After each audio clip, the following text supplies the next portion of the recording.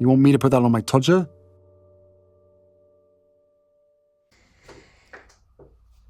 Harry's wife. Harry, sue them. Yes, the screeching tones of Harry's wife as she injuncts Harry to sue somebody. Certain narcissists are notoriously litigious. Why? Well, understandably so, it enables people to assert control, to bully people through use of legal means, often using superior economic firepower to put somebody in a bind from which they're not able to get out of, because they haven't the economic means to fight the case themselves. In some instances, particularly adept narcissists will fabricate the evidence to support their case. Others will attempt to do so, but eventually they unravel. But you'll often find that narcissists resort to litigation for the purposes of course, pursuing the prime aims. Other people may be involved in litigation brought by a narcissist, has to bring litigation to force the narcissist to do something. But ordinarily, where there is no two narcissists involved in a dispute, it's sorted out far quicker. Why is this? Well, essentially, there's an overlap of interests and agendas. Let's say, for example, person A makes widgets, person B buys them. There's a dispute. Some of the widgets are damaged. It's unclear whether that was damaged in manufacture, loading, transit, offloading, storage. That's yet to be established. What's the stance of person A? I would like to get $100,000 for my widgets.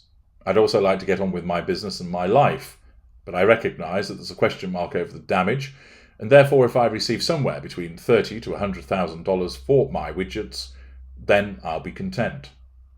What's the position of person B?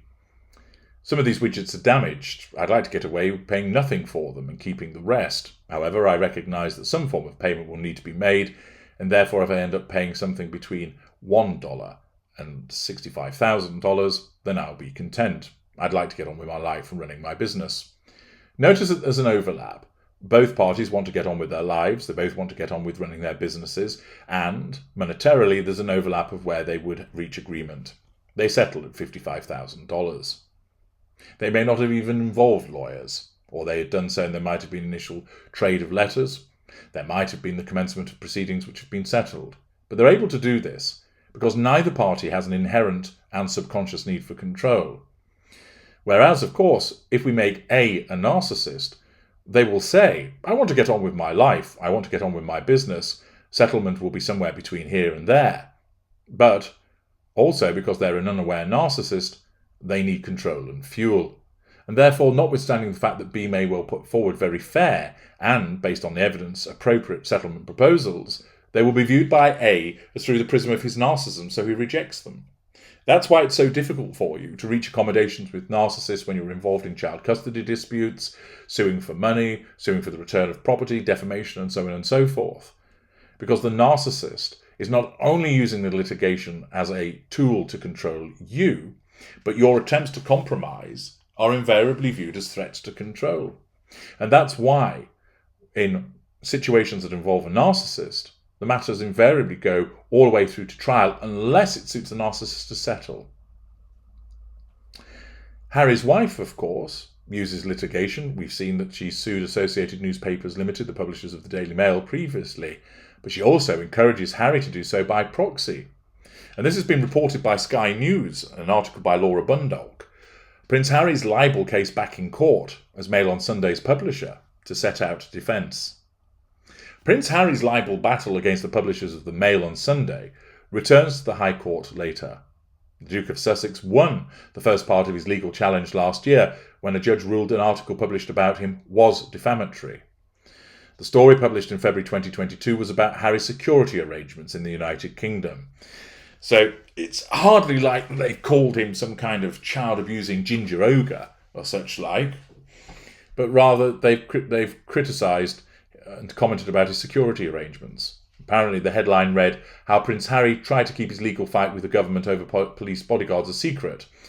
Then, just minutes after the story broke, his PR machine tried to put a positive spin on the dispute.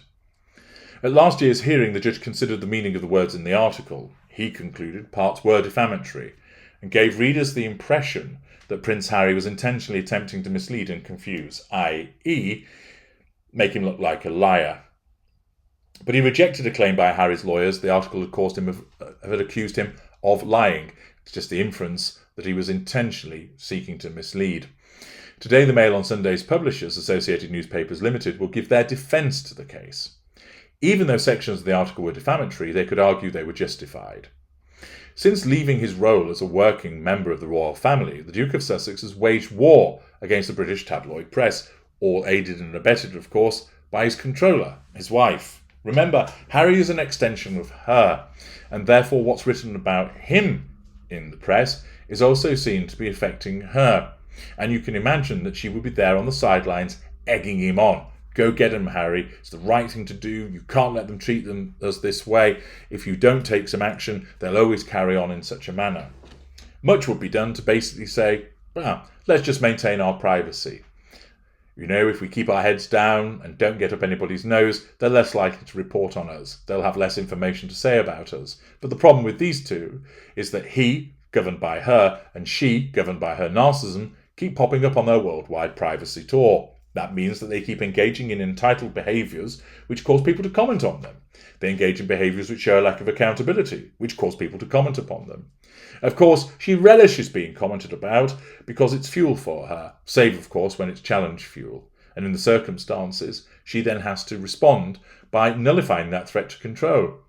The suggestion that the security arrangements of the Sussexes were a problem and that there was intentional misleading is viewed as a threat to her sense of control. Although it's saying specifically at Harry, he's an extension of her, she therefore subconsciously experiences that threat to control, and her narcissism directs her to ensure that he takes action to nullify it effectively on her behalf, and thus she encourages him to do so. In some instances, she will embark upon the legal action herself. In other instances, she does it by proxy, through Harry. You can well imagine that she'd be getting on his case privately. You can't let them get away with this. Tell them that they're not allowed to do this. Who do they think they are, Harry?